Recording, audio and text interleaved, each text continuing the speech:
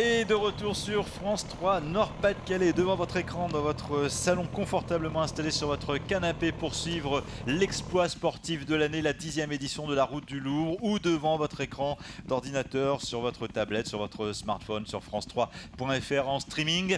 Nous sommes sur la tête de course, on arrive à 1 heure et presque 3 minutes de course au semi, c'est-à-dire à la moitié de la distance pour ce qui concerne l'élite. Marie-Cécile, évidemment, presque 21 km. Nous sommes à Don et à 21 km. Alors nous allons faire le point dès que nous avons une image sur notre tête de course avec essentiellement, évidemment, des Éthiopiens, des Kenyans. Vous me disiez également, Marie-Cécile, on avait quelle autre nationalité? Rwandais des aussi. Rwandais, bien et sûr. Un Belge. Et un Belge quand même qui s'est faufilé, mais un Belge qui j'imagine est d'origine africaine non, aussi. Non, même pas Vincent Nordoza, donc je ne sais Vincent pas, j'attends de voir. On ne sait pas, mais c'est vrai que ce sont les Africains qui depuis des années ont la main mise sur les performances. On le dit chaque année, mais rappelez-nous un petit peu d'où vient cette capacité pour ces organismes-là, pour ces athlètes-là à dominer ces distances et ces courses. C'est vrai qu'il y a eu beaucoup de recherches effectuées parce qu'on se demandait pourquoi. Alors, est-ce que c'est une prédominance physiologique? Est-ce que c'est physique? Est-ce que c'est de par la culture? Est-ce que c'est l'environnement? Enfin, on s'est questionné longtemps là-dessus. Et il s'avère que la conclusion, c'est que c'est l'ensemble, puisqu'on a immergé d'autres athlètes avec des morphologies différentes, des origines différentes, dans les mêmes conditions d'entraînement.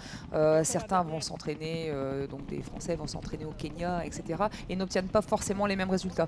Donc on en a conclu au niveau des recherches qui ont été faites que c'était l'ensemble. Donc ce qu'on venait d'énoncer avant, la physiologie, le physique, l'environnement et la culture qui fait cette prédominance africaine sur les courses de longue durée comme le marathon. Alors je le rappelle, nous sommes à Don, à mi-chemin de la course, un peu plus de 21 km, c'est ce qu'on appelle donc du coup le semi-marathon. On peut faire un point au regard de l'allure de cette tête de course, au regard du chrono. On est presque à 1h04 de course. Est-ce qu'on peut imaginer que le record tombe, ou est-ce qu'on est encore dans les temps pour ce record de la Route du Louvre de 2h10 et 35 secondes, 2h10 minutes 35 secondes puisse tomber aujourd'hui?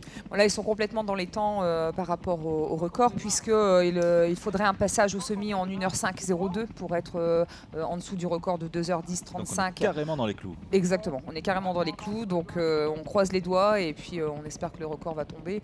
Là, ils courent encore en groupe, ce qui est normal. Alors, ils ont une solidarité dans ce peloton de tête, c'est-à-dire que malgré les meneurs d'allure, ils se relaient au niveau... Aujourd'hui, cette année, la météo est clémente, il n'y a pas de vent, mais ils se relaient jusqu'au bout et après, forcément que le meilleur gagne. Mais il n'y a pas que les meneurs d'allure qui jouent un rôle essentiel. Le fait de courir en groupe, ce qui est aussi dans leur culture, on le rappelle, de courir en groupe, fait que ça les emmènera jusqu'au bout du marathon sur peut-être le record. Voilà, nous sommes donc à mi-parcours pour cette tête de course à Don, la petite commune de Don qui a été longtemps à un mot d'Annelin. La ville un petit peu plus grande qui se trouve juste à côté et qui tient son nom d'un don qui s'est déjà développé au 19e siècle avec le transport fluvial évidemment, les usines qui ont vu l'intérêt qu'ils pouvaient tirer de la Deule qui traversait la ville, et la ville qui a pu du coup s'élargir, s'étoffer autour de cette Deule, et à un moment donné il a fallu construire un pont, et pour construire ce pont il a fallu faire appel à des dons. Ce n'est pas une blague, c'est l'étymologie réelle du nom de cette petite commune, et d'où le nom de la commune de Don, qui était un hameau d'Annelin, qui est devenu une commune à part entière, traversée par la Deule, et qui est enjambée maintenant par un pont, qui a été financé par des dons, d'où le nom de la commune. Marie-Cécile, vous vouliez annoncer quelque chose sur le plan sportif? Là, on se rapproche du semi, on se rapproche de l'arche. L'arche du semi on va le voir apparaître. Donc on on a quelques secondes de retard. Sur 1h05. Ah oui, alors là, le record secondes de retard. Mais rien n'est joué parce que ça peut tout à fait faire partie de la stratégie de course. On lève un peu le pied, en tout cas on est toujours dans les temps, toujours dans le rythme. Rien d'irrattrapable si on veut éventuellement battre un record aujourd'hui. Oui, bien sûr, ce sont des athlètes qui ont l'habitude aussi de courir aussi en negative speed, c'est-à-dire que faire la deuxième partie du parcours plus rapidement que la première. C'est possible ça? Pour eux, c'est de l'échauffement. Alors oui, c'est possible, mais il faut être bien entraîné. C'est pas à la portée de tous. Voilà, ça s'improvise pas, exactement. L'arche, c'est aussi le synonyme du passage de relais pour le relais à deux. Oui. Donc le relayeur qui est parti de Lille va passer donc le flambeau à son coéquipiers pour la deuxième partie du parcours. Vous savez dans combien de temps les premiers arriveraient les bons qui ne sont pas forcément parmi l'élite. Un Smith, ça se court en combien de temps quand on est bien entraîné et qu'on n'est pas un professionnel? En moins d'1h10. En moins d'1h10. Donc dans quelques minutes, là, on va les voir arriver. Donc le relais, on va probablement avoir quelques images de ce relais. Et vous voyez que les bons athlètes sur le semi ne sont même pas avec les Kenyans, les Kenyans sur la tête les de course. Éthiopiens, voilà. Et donc, est-ce qu'on a une chance même pour que les relayeurs puissent doubler ce peloton-là? On ne croit pas tellement. Hein. Ils auront pris une telle avance que même bien frais, ces athlètes-là sont irrattrapables, sont absolument dominants. Ah oui, non, c'est quasi impossible de revenir sur eux. Là, on arrive le long de la Deule. Et on va revoir voilà, alors, on va peut-être voir l'image parce que l'hélicoptère, parce qu'encore une fois, on continue notre visite guidée et gratuite de la région. On vient de voir l'écluse de Don qui est en amorce là, une péniche. Alors vous voyez le long de cette Deule là qui se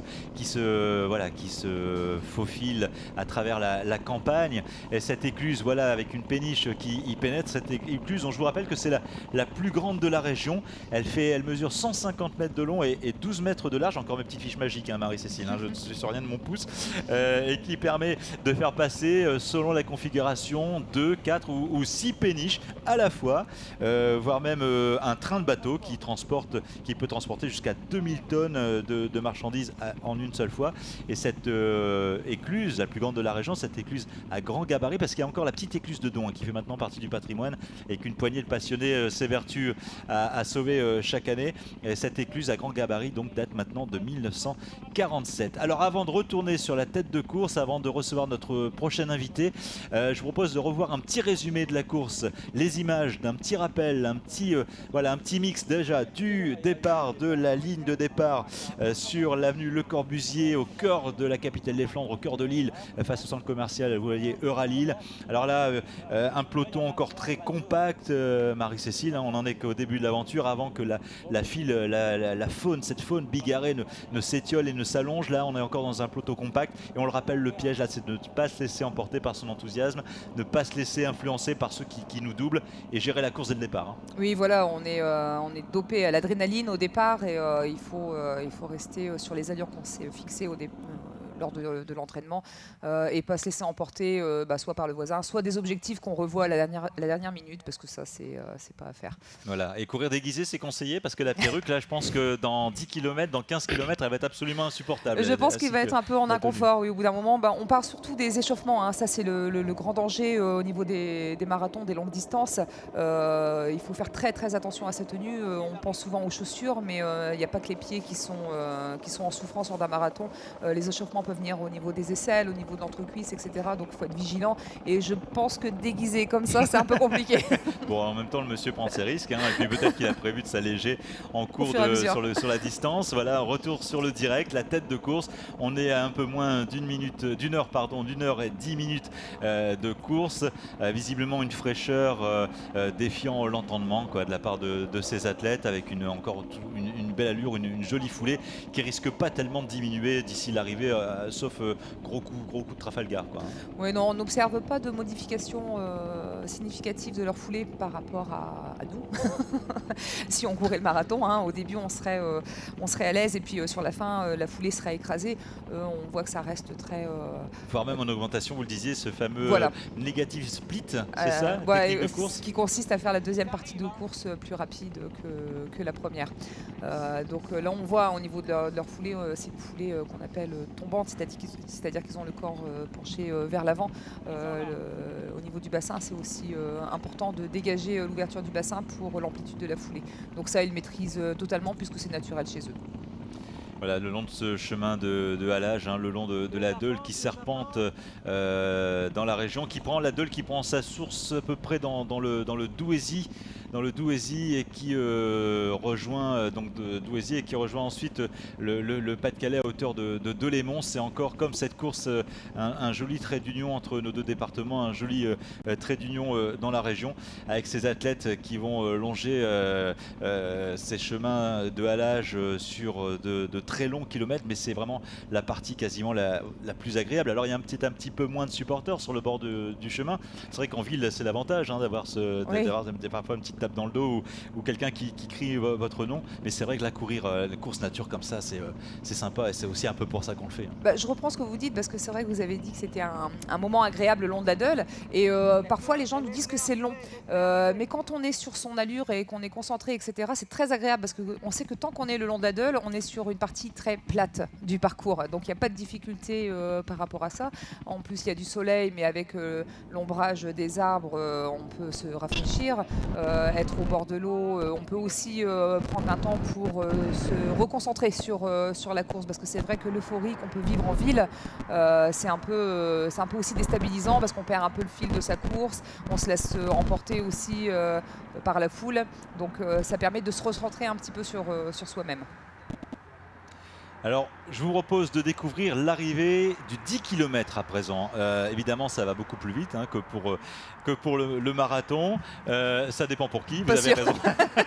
Vous avez raison, je pense qu'il y a des marathoniens qui arriveront, les premiers marathoniens arriveront avant les derniers du 10 km. Alors, on a vu là, c'était une image furtive de l'arrivée du 10 km. Ça va commencer à arriver, on aura l'occasion d'y revenir. Mais d'abord, je propose de découvrir, vous savez, encore une fois, cet grand événement de la route du Louvre. C'est aussi une manière de rendre hommage et de commémorer le centenaire de la Première Guerre mondiale avec 11 randonnées qui chacune portent le nom d'une nation qui a participé à ce conflit, à cette boucherie mondiale il y a maintenant 100 ans. 11 parcours donc avec par exemple l'américaine qui partait de Liévin ce matin, l'australienne qui partait de Béthune, la canadienne qui partait d'Arras, et dans un instant nous irons découvrir celle de Notre-Dame de Lorette. C'était la petite dernière créée cette année qui porte le nom de la française qui est partie du site de Notre-Dame de Lorette, et nous y retrouverons dans un instant Laura Lévy. Mais pour l'instant on va essayer de se reconnecter peut-être sur l'arrivée du 10 km, me dit-on en régie. Ça va arriver. Alors là on est sur le peloton de tête du marathon avec une belle poignée de jeunes athlètes fringants, et puis vous le voyez, voilà le dossard 3013. Alors est-ce que vous le reconnaissez, Marie-Cécile, la spécialiste, parce que moi pour le coup je crois que c'est un petit nouveau qu'on n'attendait peut-être pas. Oui, c'est un coureur du club de Saint-Amand. Ah, il me semble que c'est Hicham Briki, je pense. Nordiste, génial, oui, superbe. Je l'ai reconnu à son maillot de club, c'est bien, bravo à lui d'avoir porté son maillot de club. Il a pu donc être identifié. Génial, et ben alors on l'applaudit dès demain d'abord pour sa performance, ensuite pour avoir son maillot de club réglementaire sur le dos. Et voilà ce jeune homme, voilà, c'est bien lui, vous le confirmez, qui se signe, qui lève les bras, les doigts au ciel, et qui, voilà, je pense forcément le premier geste de l'athlète, c'est d'être reconnaissant par toutes les forces qui l'ont entouré, d'abord ses propres forces à lui, et puis ensuite le contexte, et puis tout ce qui peut être le moteur d'un tel effort. Et je pense que on va peut-être même avoir le droit à une petite interview. Voilà, et bien écoute, on est avec vous, on vous suit. Qu'est-ce qu'il nous dit ce jeune homme? 10 km dans des conditions favorables ou difficiles quand même? Oui, conditions favorables, exceptionnelles. C'est avec cette arrivée du 10 km, Hicham Briki qui vient de franchir la ligne et qui bat au passage le record de l'épreuve en un peu plus de 31 minutes, 31,06. Hicham, comment s'est passée la course? Les conditions étaient optimales aujourd'hui. La course, c'est une course difficile. Franchement, le parcours, je ne m'attendais pas comme ça. Il y a beaucoup de côtes et des descentes. Mais voilà, actuellement, je suis en forme. Je suis 7e au championnat de France avec un record personnel de 29,41. Donc je suis en confiance. Dès le premier kilo, je suis parti de 55. Après, j'ai tenu le rythme. Tu as tenu le rythme, et derrière, on peut se retourner. Le deuxième n'est pas encore arrivé. Ça veut dire que tu gagnes avec une avance très, très confortable aujourd'hui. Oui, bien sûr, surtout. Ouais. Mais voilà, comme je vous ai dit, je suis vraiment en confiance. Je suis parti dès le départ, donc je suis content d'avoir gagné cette course. Un petit mot sur l'ambiance ici, la route du Louvre, c'est la première fois que tu y participes? Oui, c'est la première fois que je participe. Franchement, c'est une bonne ambiance, avec un beau public qui nous soutient et qui nous encourage. Franchement, c'est très bien. En plus, c'est transmis sur France 3, c'est très important pour les régionales. Voilà, merci Hicham Briki, donc vainqueur de ce 10 km de la route du Louvre. Hicham Briki avec Patrice Desrumeaux, notre commentateur sur la ligne d'arrivée. Et je crois que si on a une interview du second, on sera très content de pouvoir entendre encore une fois la manière dont il a vécu sa course. Patrice, est-ce que vous pouvez nous le présenter? Non, Patrice, on vous retrouvera tout à l'heure là. Ah si, ça y est, on vous a Patrice, voilà, vous êtes avec nous. On vous écoute religieusement. Voilà, il suffit de demander. Voilà, le deuxième, c'est Johan Pruvot. Tu connais l'épreuve, Johan, tu avais fini sur le podium l'an dernier. Deuxième place, loin d'Hicham, c'est vrai, mais sur le podium, c'est toujours une belle performance sur cette grande épreuve qu'est la route du Louvre. Je pense qu'il y a eu 2 courses aujourd'hui. Hicham qui est parti tout seul. J'ai essayé de partir avec lui, mais personne ne répondait. Je me suis intercalé dans le groupe du poursuivant. Et j'ai mené l'allure assez régulièrement à partir du 2e kilomètre. Et à chaque fois, chaque montée, chaque relance, j'ai appuyé un peu plus et l'écart s'est fait. L'écrémage par l'arrière. Et j'ai tenu jusqu'au bout en ayant encore un peu sous le pied pour le dernier kilomètre en montée. Tu aimes particulièrement cette épreuve? Un petit mot sur ce site d'arrivée assez exceptionnel ici à Los Angeles. C'est toujours un peu particulier. L'arrivée en montée, il y a plein de monde, c'est encourageant. J'aime bien ce parcours parce qu'il y a énormément de relances, ce qui me correspond particulièrement. Voilà, merci. Johan Pruvot, deuxième du 10 km. Merci, merci Patrice, merci Johan, félicitations à vous, félicitations à tous ceux qui arrivent en ce moment sur cette ligne d'arrivée du 10 km, ici sur le site de la fosse du 11-19 à Los Angeles. Vous avez vu cette superbe vue sur les terrils jumeaux, sur la tour d'extraction juste à côté du chevalement, une tour d'extraction où un événement particulièrement attendu, dont ce sera la deuxième édition au mois de septembre, les 4 et 5 septembre, aura lieu. Alors en tout cas pas très loin, et justement pour nous en parler, notre invité David Henné, co-organisateur du Goelfest, dont vous avez pu découvrir la première édition l'année dernière, c'était le 6 septembre. David Henné, bonjour, merci mille fois d'être avec nous, parce que le Goelfest, c'est le même esprit que la route du Louvre. C'est une manière de mettre en avant nos valeurs, de mettre en avant les valeurs de la région, de mettre en valeur tout ce qui fait notre communauté, tout ce qui fait l'histoire que nous partageons en commun autour de ce patrimoine minier, autour de ces terrils, autour de nos anciens, nos mineurs. Et c'est de là qu'est née cette idée, un jour, autour d'une bière, avec quelques-uns de vos copains. Quel est le projet et quelle était d'abord cette première édition et quelle est l'idée de cette organisation? Alors l'idée de cette organisation, c'était, dans un premier temps, effectivement, c'était autour d'une bière. Et on s'est dit, pourquoi pas faire venir Motorhead sur les terris, qui sont les deux plus hauts terris d'Europe. Et là-dessus, pourquoi pas. Donc on s'est effectivement mis en assaut. On a créé le Goelfest. Et la première année, on l'a fait en salle de sport. Donc c'est une salle qui fait 1000 places. Et on a tapé déjà sur du lourd en termes de programmation. On avait Creator, on avait Napalm Death, on avait Loot Blast et deux groupes régionaux. Donc c'était déjà du gros lourd. Et c'est quelque chose qui a bien fonctionné au niveau du public. Hein. On est quand même dans une région de métalleux. Et on est tous aussi fils et petits-fils de mineurs et on veut mettre notre patrimoine aussi en valeur via le métal. Et la première édition, donc en 2014, ça a bien fonctionné. Ça a cartonné. Et on s'est dit, allez, rebelote. Une deuxième édition, cette fois sur 2 jours, avec le camping, la grosse organisation, la grosse logistique. On va y revenir dans un instant, David. Vous restez avec nous. On va distiller un petit peu les informations pour entretenir un petit peu de suspense. Mais on vous reparle du Goelfest dans une petite minute, juste après avoir refait un petit point sur notre course, puisque vous le voyez, nous sommes à quasiment 1h20 d'épreuve. Pour l'instant, voilà, avec cette superbe vue aérienne de cette région qu'on aime tant, qui nous relie tous. Là, nous sommes, Marie-Cécile, à Bovin.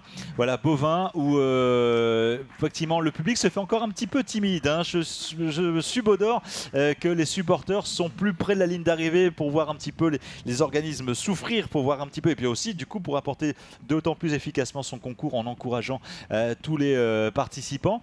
Mais là, à Bovin, on est encore sur la même configuration pour la tête de course.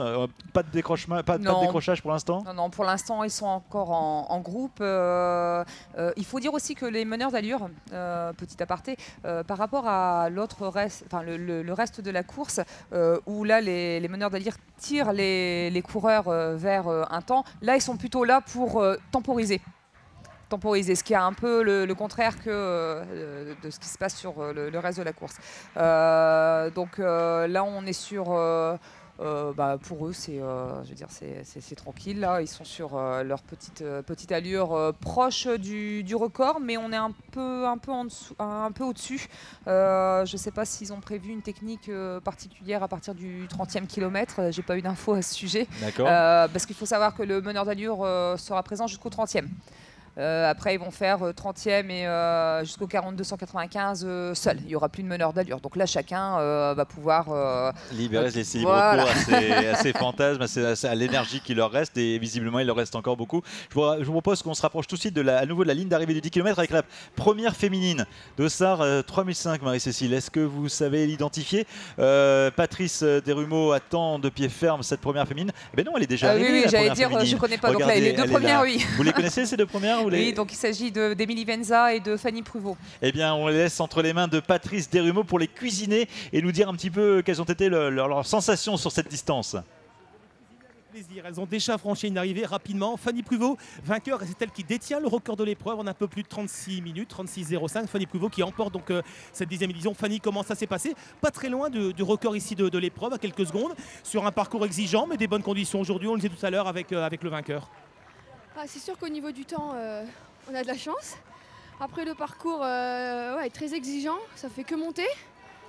Et voilà, je savais pas que. Enfin, j'étais pas venue pour faire un temps, mais pour gagner. Mais gagné pour la 10e édition, championne de France cet hiver en salle. Tu bascules sur la route avec succès. Une victoire à la route du Louvre, c'est toujours une victoire prestigieuse, même sur le 10 km. Bah oui, en plus, c'est un des gros événements de la région, donc organisé par la Ligue. Donc, je voulais le faire, donc et gagner, donc voilà.